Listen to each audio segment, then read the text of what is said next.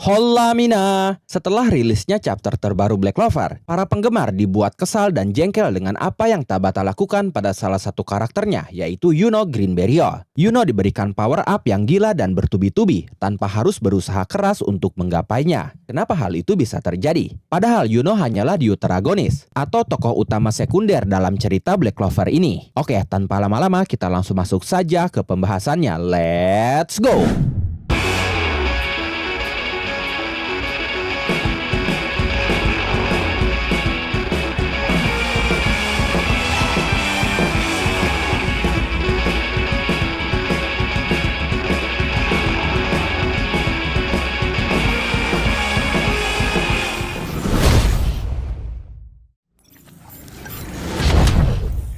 Yuno Greenberry-ol, anak paling beruntung sedunia. Walaupun berawal sebagai anak yang tidak beruntung, di mana saat bayi, dia ditinggalkan orang tuanya di sebuah gereja kecil di desa Hage dan tumbuh berkembang di sana sebagai yatim piatu bersama saudara setakdirnya yaitu Asta. Tapi secara perlahan, keberuntungan datang dan selalu menaunginya hingga saat ini. Diawali dari kapasitas mana dia yang sangat besar dibandingkan anak seusianya. Lalu kemampuan alami dia dalam menggunakan sihir yang berada di atas rata-rata dibandingkan anak seusianya.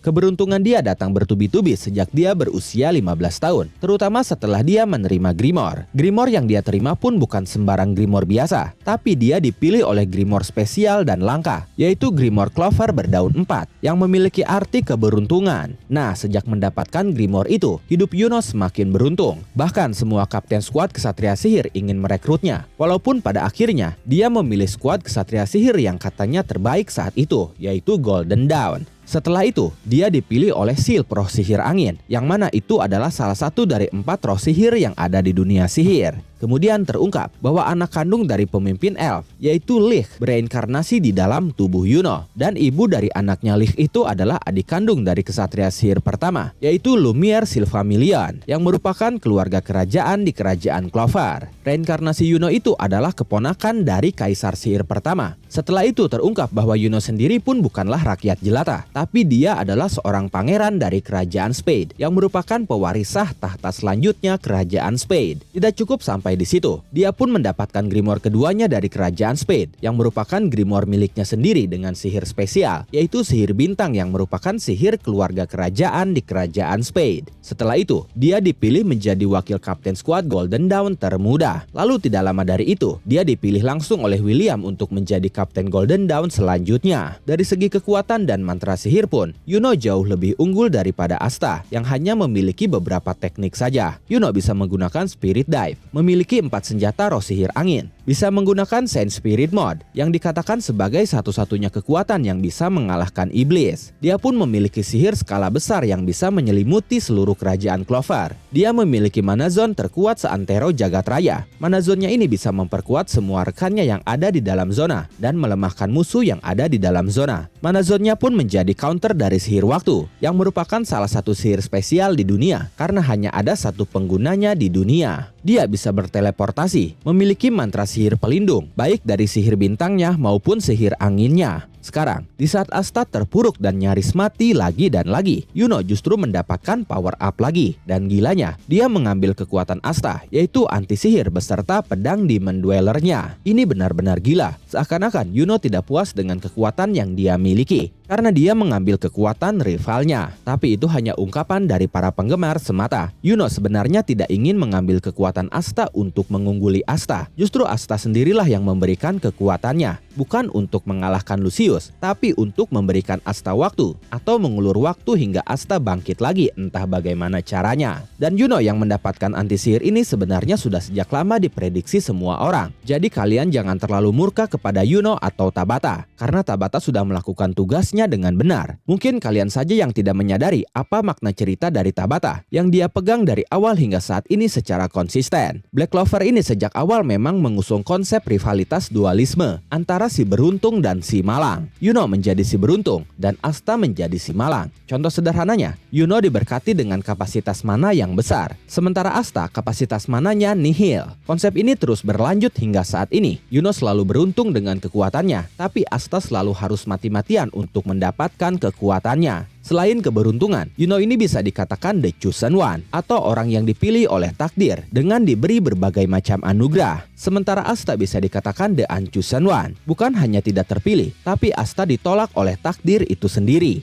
Jadi sejak awal, Asta ini memang dikembangkan untuk menjadi karakter yang akan melampaui orang yang beruntung dan mengalahkan takdir yang sudah menolaknya. Oleh karena itu, kalian jangan berharap Asta akan mendapatkan power up yang gila tanpa usaha keras mati-matian. Dan kalian jangan heran lagi jika Yuno akan mendapatkan power up gila tanpa usaha yang keras. Karena memang seperti itu konsepnya. Dan itu cerita yang Tabata inginkan saat dia menulis Black Clover. Oh iya, ada satu momen menarik yang patut kita soroti, yaitu ketika Asta meminjamkan pedang dan kekuatan anti sihirnya itu kepada Yuno. Kalau kita perhatikan baik-baik, momen ini sebenarnya punya kesamaan yang sangat kuat dengan peristiwa di masa lalu, tepatnya saat perang besar di kerajaan Spade. Ingat waktu Asta dan Yuno menghadapi Lucifero, saat itu keduanya sudah hampir kehabisan tenaga. Yuno sudah tidak bisa bergerak, dan tubuh Asta pun dalam kondisi rusak parah. Benar-benar tidak memungkinkan untuk berdiri apalagi menyerang. Tapi di tengah keputusasaan itu, Yuno justru memberikan satu harapan terakhir dengan kekuatan teleportasinya. Dia memindahkan Asta untuk mengejar Lucifero, dan dengan bantuan Nahato, tubuh Asta yang sudah tidak bisa digerakkan pun dipaksa untuk bergerak, hingga akhirnya dia berhasil menebas Lucifero.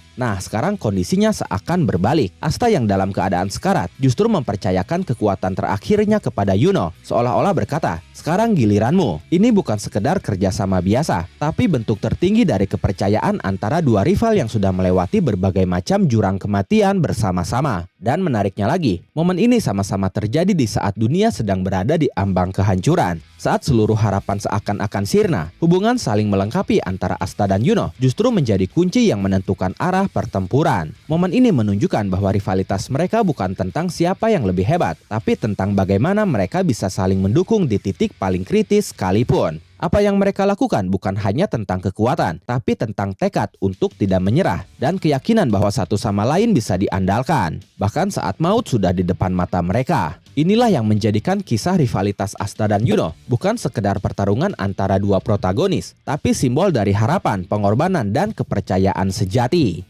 Bagaimana menurut kalian? Apakah kalian masih kesal kepada Yuno atau Tabata? Silakan tulis dan diskusikan pendapat, asumsi, spekulasi, atau bahkan teori kalian di kolom komentar. Oke, terima kasih sudah menonton video ini sampai akhir. Mohon maaf jika ada kesalahan dalam narasi maupun dalam terjemahan dan penyebutan istilah asing. Tetap nantikan konten Black Clover dan konten menarik lainnya hanya di Animangatik. Sekali lagi terima kasih dan sampai jumpa di video selanjutnya.